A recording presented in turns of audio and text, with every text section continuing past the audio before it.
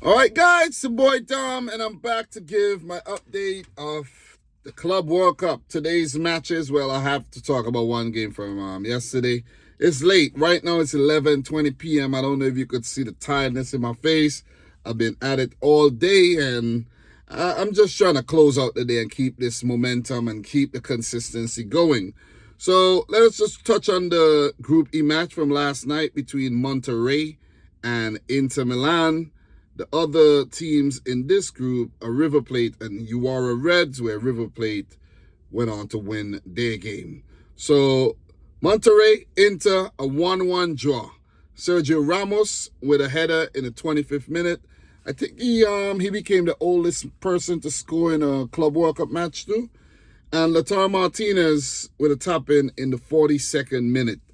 I was actually watching the game, but not really following it very, very closely. But, just like background noise, if you ask me. But I've been making sure I tune into almost every single game so far, if not all the games. I don't think there's a game that played that I'm like, oh, that's the scoreline, without actually tuning into some part of the game. So, yeah, pretty much. So, in this game, Inter had 15 shots at goal, 2 on target. Not very good in attack there. Not clinical. While for Monterrey, 11 shots, 1 on target. Not very good as well. Inter Barca possession was 62% compared to Monterrey's 38%. But what's important for Monterrey is that for a team from CONCACAF, a team from Mexico, to pick up a point here against Inter Milan, one of the hottest teams this season, where they fought for every single trophy and didn't win a single one. So I don't think they won anything, right? Yeah, I don't think they won. They didn't win the cup. I think Bologna won the cup, if I'm not mistaken. So Inter, I think this is a big opportunity missed for them to pick up 3 points, and they will be now scrapping it out in the group because you play River Plate. That's not going to be... Look, if you can't beat Monterrey, it's going to be rough beating River Plate. So Inter, they put themselves in a very tough position here because, look, they need something against River Plate, and then they would need to go on to beat Uara Reds, and they would hope for, one of the other teams to slip up because Monterrey is going to fancy their chances against Uara Reds, and then, who knows? Maybe they'll fancy a point against River Plate. And that'll leave Inter really lacking. Because I don't know. I think River Plate's going to give Inter a run for their money here. So let's see how it pans out. And not going to get too deep into this because we got quite a few more games to talk about. So what I have to say, this is a big result. It would feel like a win for Monterrey. And for Inter, it would feel like 2 points dropped. So next up is today's matches. Let's first start with my team, Manchester City, the defending champions of the Club World Cup, but it doesn't feel like it, you know what I mean? Guys, we got to remember, this is preseason. City's going to look at these matches as preseason, like to warm up, to get the engine going, get players back up to standard for the season coming. So, can't be too harsh on the team. You can't be too harsh at any team here.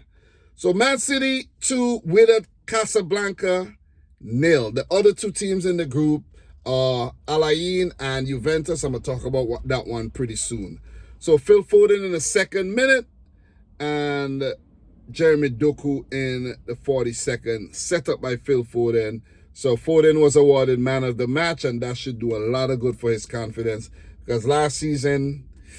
it wasn't it. But you could be a bit lenient on Phil Foden because he's been around since he was 17 doing big things, So give it up to Phil Foden, man.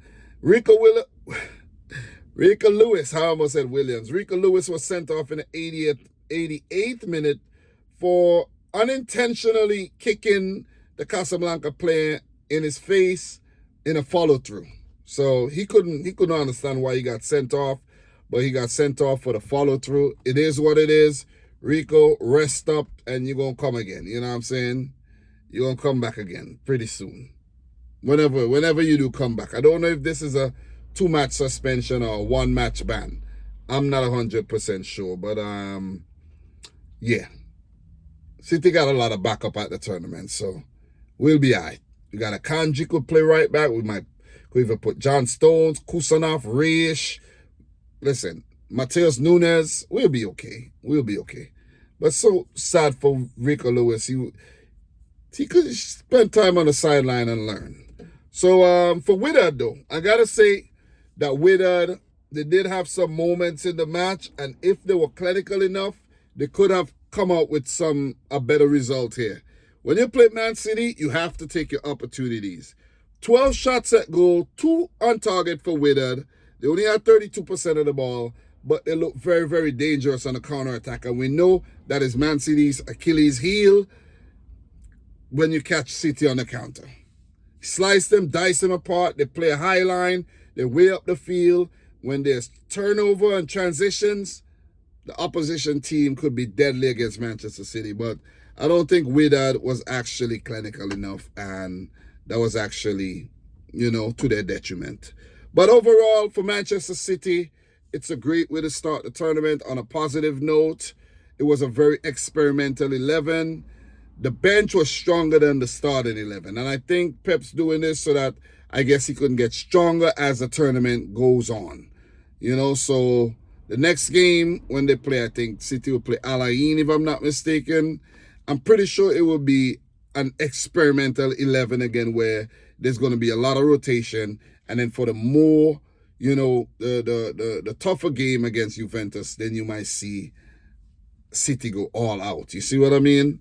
But it's nice to see Tijani Reinders in the team. Ryan Shirky. Reinders had a better game than Shirky. Shirky had a few, shaky moments in the match. But Reinders, all in all, was a metronome. He played in the number 6 position. Roger came off the bench. Oscar Bob came off the bench. Even Gundogan, I think Mateus Nunes and Erling Haaland. So just warming up, and hopefully for City, we could go on to win this tournament. Yeah, just wishful thinking, but PSG are looking good. A few other teams are looking really good. So it's on, man. It's on. But Wydad, hold your head up high. Better days are ahead. Maybe you could get something against Al Ain. Maybe you get something against Juventus. But nothing against Manchester City. Let's keep it moving. So Pep Guardiola, I'm pretty sure, was happy about this.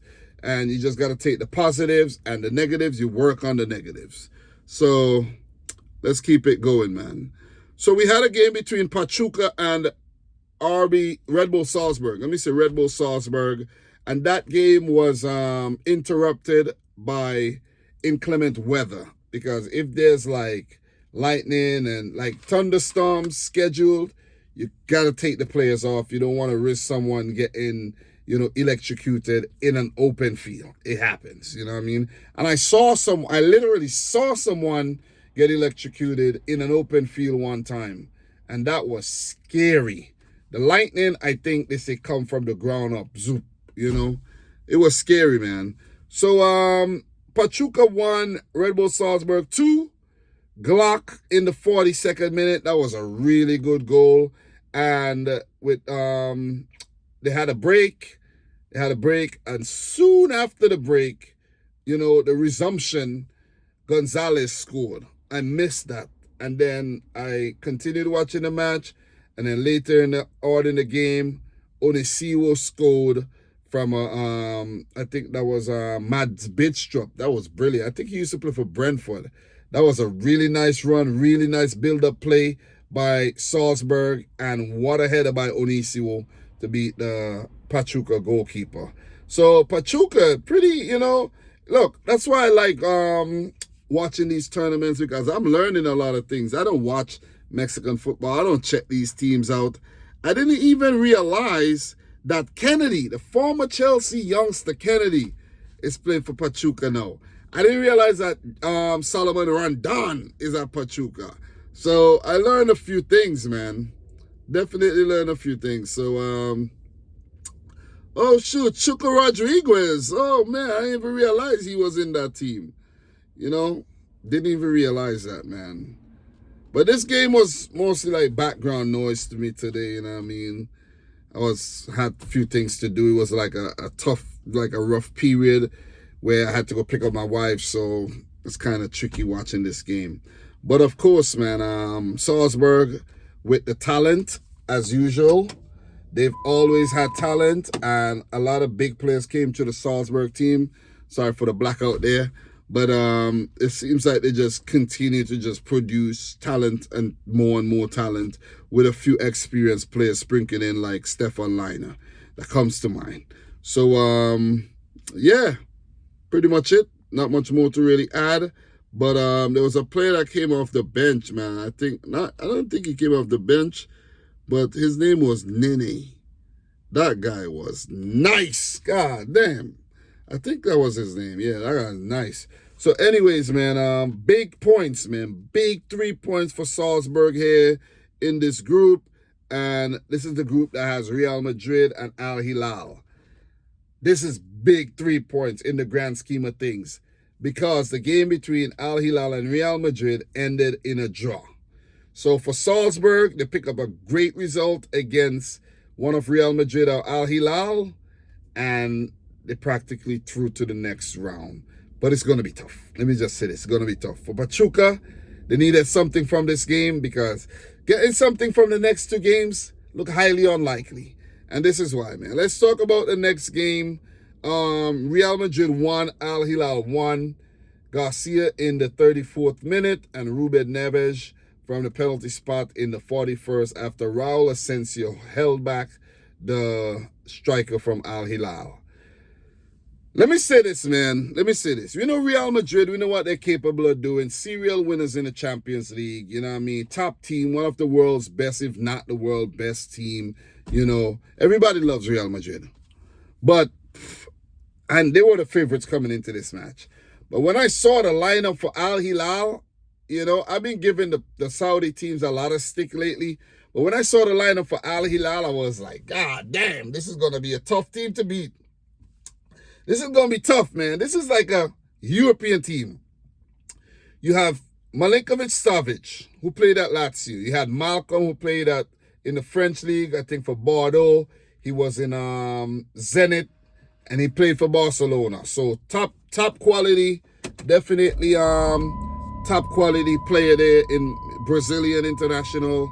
Salem Al-Dassari. We know he's Saudi Arabia's best player, arguably best player. And he's a talismanic player, and he was all over Real Madrid today. Ruben Neves, we know how good he is in the midfield. And guys, you have João Cancelo and Renan Lodi on the wings. These guys are dynamic. Khalidou Koulibaly and a Saudi Arabia player by the name of Tam Bakhti at the back, and a quality goalkeeper in the Moroccan international, Bono. That was a tough team to beat. The entire bench was Saudi Arabian players. All the non-Saudi Arabian players started the match. And I think they're missing Alexander Mitrovic. This is the team that Neymar used to play for, Al Hilal. Listen, man. They put out a really good performance here against Real Madrid. I think they caught Real Madrid by mistake. Arda Güler, I think, did hit the woodwork. And of course, there were a few more chances, opportunities. Real Madrid had 19 shots, 7 on target, 52% of the ball. Al Hilal, 13, 2 on target, not so clinical, 48% of the ball. They held their own in this game. They played toe-to-toe, head-to-head with Real Madrid here. You see what I'm saying? There was no inferiority complex here. They went out there, they did their thing, and they represented. So hats off to Al Hilal. A big point, and they deserve it. Real Madrid, could they bounce back? Of course. You know, Al Hilal, I think they put themselves in a really good position here by picking up a point. They would need to get something against Salzburg. They would need to get something against Pachuca, of course. So that's all I have for now, and we're going to move on to the last game. I think that's the last game I got to cover. Did I miss a game? I think I might have missed a game. Did I? Nah, I didn't miss a game. So, Al Ain 0, Juventus 5. Wow, Juventus put on a clinic tonight. And it could have been more, of course. Al Ain had opportunities of their own as well, but wasn't able to breach the goalkeeper. They had 9 shots, 5 on target. Juventus had 16 shots, 7 on target, 64% of the ball. Randall Colomuani in the 11th minute. Francisco Conceição in the 21st. Kenan Yildiz in the 31st. Colomuani again in the 4th minute of first half extra time. And Conceição scoring the only goal of the second half in the 58th minute. Some really good goals in this game. And as I said, it could have been more, but it's a good confidence booster for Juventus. Definitely. Their next game, I think, is against Wydad. So they would definitely fancy their chances going on to beating Wydad. And with City, most likely going on to beat Al Ain, it would be a clash between Man City and Juventus to see who's going to go on to top the group. But right now, do you want to top the group? You know what I mean? Because it does not look like, I don't know if Real Madrid are going to go on to top their group. You see?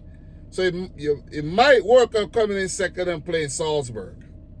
It might just. Or do you want to play Salzburg? Maybe not. Maybe not. But Al Ain, man, poor performance, you know what I mean? Very, very weak in defense on the day. But it's nice to actually see player by the name of Kaku that I've definitely known for some time through FIFA. I think he's like a Paraguayan player. Yeah, definitely a Paraguayan player by the name of Kaku. Yeah, I think he's from Paraguay. Yep, still plays for Paraguay as well. And Paraguay should be at the next World Cup too, so. My man, Kaku. Yeah, that was from FIFA, man. You know, some players you just remember from FIFA. So, yeah, nice to see Kaku there. So any other player that I actually, I think there was like another player that I know from that team, from of course, Nasser Chadli. Formerly, I think he used to play for Spurs, if I'm not mistaken. And then he played for West Brom on a loan spell. So, yeah, Khaled Issa, the United Arab Emirates longtime goalkeeper. He's still around.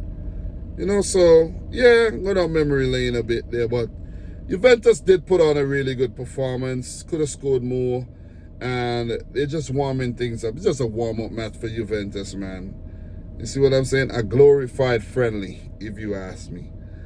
Kenan Yildiz, he looked really good in the match. Kefram Turam in the midfield with Weston McKennie. It was a really good performance by, Igor Tudor's men. And they'll be just warming up for the bigger matches to come. Man City and then possibly around the 16 clash with Real Madrid. I hope they get Real Madrid. I don't want to play Real. I don't want City to play Real. I'm fed up with Real Madrid, if you ask me. But guys, video went on a little bit too long, but it's 4 matches condensed into one, giving you guys my thoughts on the affairs of the day for the 2025 FIFA Club World Cup. So guys, tomorrow's another day. There'll be more content coming. I know there's a lot of things to cover right now. I'm not even talking about the Gold Cup. I'm doing transfers. The Premier League fixtures just dropped. People are requesting that I never really talked about those. Those don't really matter to me, you know what I mean? It is what it is. But guys, thanks a lot for watching. I hope you enjoy the Club World Cup. A lot of people sleeping on the Club World Cup. But I enjoy the adventure of, just discovering new teams, new players. This could be a platform for teams to scout players as well for the upcoming season. But guys, thanks a lot for watching. I'm your boy Dam. Subscribe if you like the video if you haven't yet done so. And until next time, peace out. Rich Squad. Guys, we'll talk soon.